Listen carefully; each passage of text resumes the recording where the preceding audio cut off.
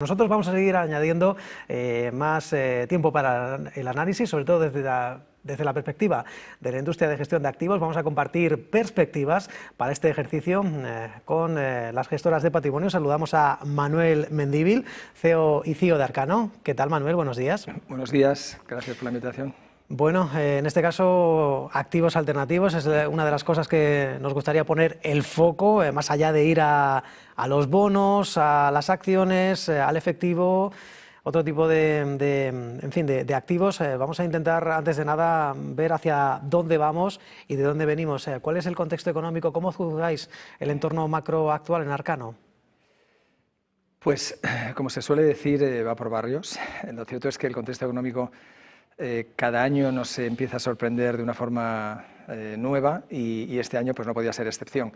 Todos los mercados tienen oportunidades, todos los mercados tienen activos en bonanza y activos un poquito más castigados. Este año la gran sorpresa, lo comentaremos si quieres, es la disrupción de la AI, y no solo en el mundo del software, sino en el mundo de los seguros, en el mundo del asesoramiento patrimonial, de real estate, absolutamente todo, ¿no? Pero, bueno, desde la perspectiva de alternativos, el contexto económico es tan importante como los activos tradicionales, ¿no? Como la bolsa y los bonos. Nosotros el 2026 lo vemos de manera optimista. Siempre hay olas en el mar y siempre hay volatilidad, y ahora mismo lo estamos viendo. Pero lo cierto es que, en particular para Europa, el contexto de tipos de interés, de estímulo fiscal y monetario, pues no deja de ser muy productivo, digamos, para la inversión. No nos podemos quejar ahora mismo. O sea, el contexto europeo no es tan distinto del norteamericano desde el punto de vista de lo que son, digamos, las monedas fiat, los tipos de interés. Al final, el riesgo siempre de cola está en que haya un repunte de inflación. Esto no solo, bueno, no sería una sorpresa, sino en muchos casos un efecto buscado, ¿no? Hasta cierto punto, el gran endeudamiento que tienen las principales economías del mundo, y Europa no es una excepción, sobre todo algunos países, la solución que se está buscando es pues, no muy distinta a la que tuvimos después de la Segunda Guerra Mundial. Se trataría de, bueno, permitir un poquito de inflación y un poquito más, que menos no nos viene mal, tener tipos reales negativos y bueno, pues en ese contexto lo que nosotros vemos, y ahora te menciono también la trayectoria que hemos tenido en los mercados en los últimos 3 años, lo que vemos es una demanda creciente y entendible por activos reales.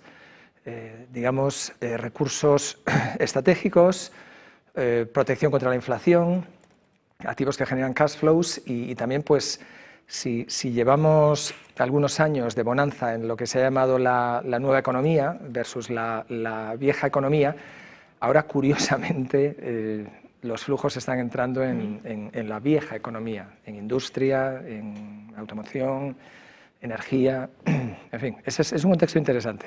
Europa que ¿no? se reinterpretó tras el final de la Segunda Guerra Mundial con la ayuda americana. Vuestra perspectiva en Arcano para Estados Unidos es muy diferente. Aquí la inflación está más elevada, los tipos de interés también, el crecimiento también. ¿Las perspectivas para Estados Unidos? Estados Unidos es el buque insignia de lo que estábamos comentando. Estados Unidos tiene un problema de deuda grande y no es el único, y tiene también muchas ventajas a su favor.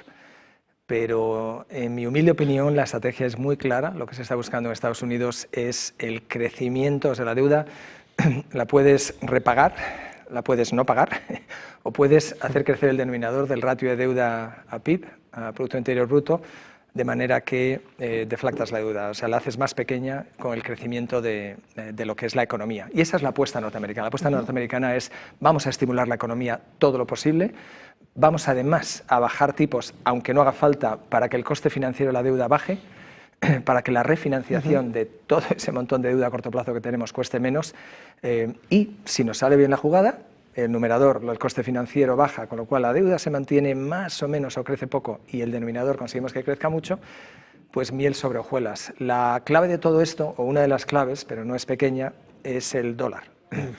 Para corregir, digamos, esa balanza con el resto del mundo durante décadas que hemos tenido, favorable al resto del mundo y no favorable a Estados Unidos, aunque lógicamente se han beneficiado de los costes más bajos, lo cierto es que hace falta un dólar bajo. Hace falta un dólar que no esté caro respecto a los principales competidores comerciales, Japón, China, lo estamos viendo. En Japón, claramente, China también, no es casualidad, con el euro también lo hemos sufrido y lo estamos sufriendo.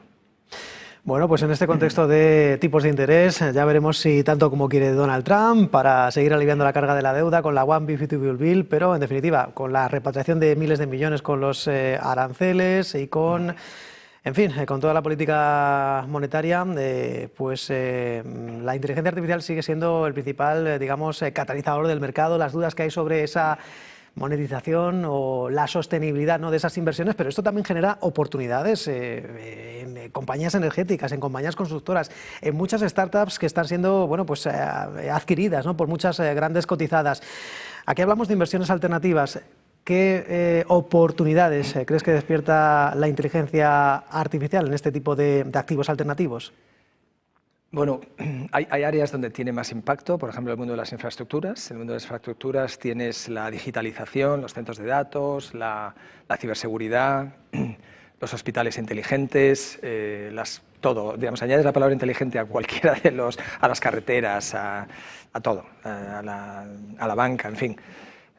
Hay dos vectores muy grandes desde el punto de vista de las infraestructuras, que son, como te decía, la digitalización y, por otro lado, la transición energética.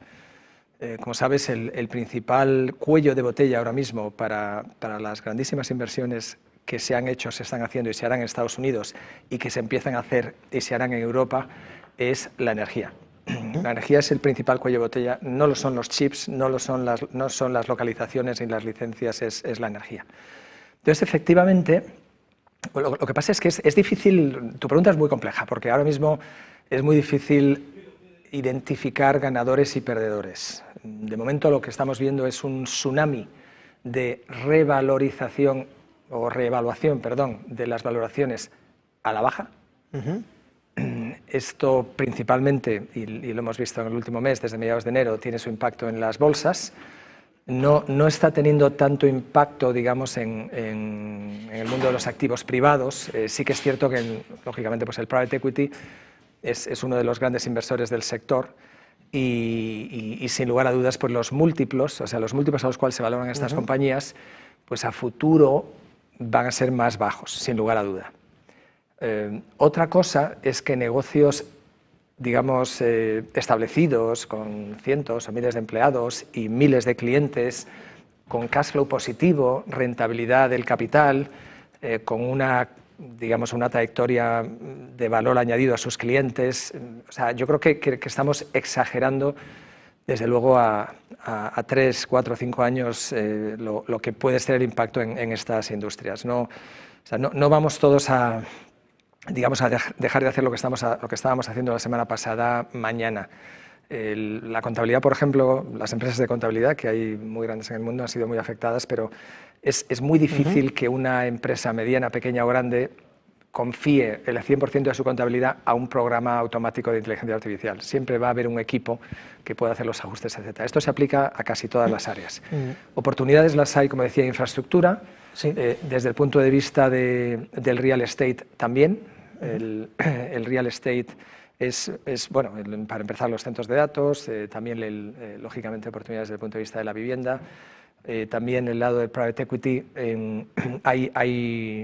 como no ha habido tantas distribuciones en los últimos años, estamos teniendo también un gran empuje por el lado de los secundarios, participaciones en secundario que se venden, y luego por el lado del crédito, por el lado de lo que es la financiación de centros de datos, la financiación de todo este CAPEX, de toda expansión. Se está haciendo con deuda privada y a rentabilidades muy interesantes. Manuel, no quiero que despidamos sin que me presentes alguna de esas criaturas, de esos fondos. Hablabas de infraestructuras, real estate, de algunos de esos fondos que manejáis en Arcano con activos alternativos y el rendimiento en los últimos años respecto al índice de referencia, brevemente. Sí, bueno, con los activos alternativos no tienes un índice preciso, ¿no? Por eso son alternativos, ¿no? No hay una base pública de precios o de datos. Lo que sí hay, lógicamente, es comparables. La verdad es que, o sea, yo creo que si te digo datos exactos de algunos de nuestros fondos, se van a abrir los cielos y va a caer una flecha de nuestro departamento de compliance porque sería marketing encubierto. Así que hablemos de asset classes y no necesariamente de fondos. Pero bueno, ya que hemos mencionado infraestructuras, pues a día de hoy tienes unas rentabilidades de alrededor del 12-14%, para la industria con una distribución de cash flows, con cupones, que empiezas a cobrar a partir del segundo año o incluso antes a veces, alrededor del 4-5%, y como digo, un modelo de negocio muy a prueba de tsunamis, como lo llamamos al principio, de valoraciones, de bolsa, etc. Un punto importante es que las bolsas lo han hecho espectacularmente bien los últimos 3 años, 23, 24, 25. Casi todos los sectores, los segmentos y los países. Estas, digamos, ternas no se suelen dar. O sea, digamos, 2 años consecutivos donde todo el lado público gane dinero son poco frecuentes. 3 años, menos frecuentes. 4 años, no existe. Entonces, quiero decir que es un buen año para rentabilidades alternativas que, por definición, te van a dar doble dígito de rentabilidad. Es verdad, por supuesto, con una iliquidez. Esa rentabilidad te remunera en parte la iliquidez que tienes, 5, 7 o 10 años, en función del modelo. Pero quizá no es mal momento precisamente para, bueno, tomar algo de beneficios de lo que ha subido estos 3 años, ponerlo a 5, a 7, a 8 años a esas rentabilidades compuestas del 12 o del 15% en private equity y despertarte dentro de unos años pues con 2 veces tu dinero. Sopla el viento a favor de la renta variable, pero eso no quiere decir que no haya que apostar por activos alternativos, por private equity, por real estate y por otras muchas cuestiones que les hemos desvelado, tácticas y estrategias con Arcano. Manuel Mendívil, CEO y CIO de Arcano, un placer, buen día, buen negocio. Muchas gracias. Nosotros hacemos una pequeña parada y volvemos de inmediato con más noticias, con más información, con más análisis en Business Televisión.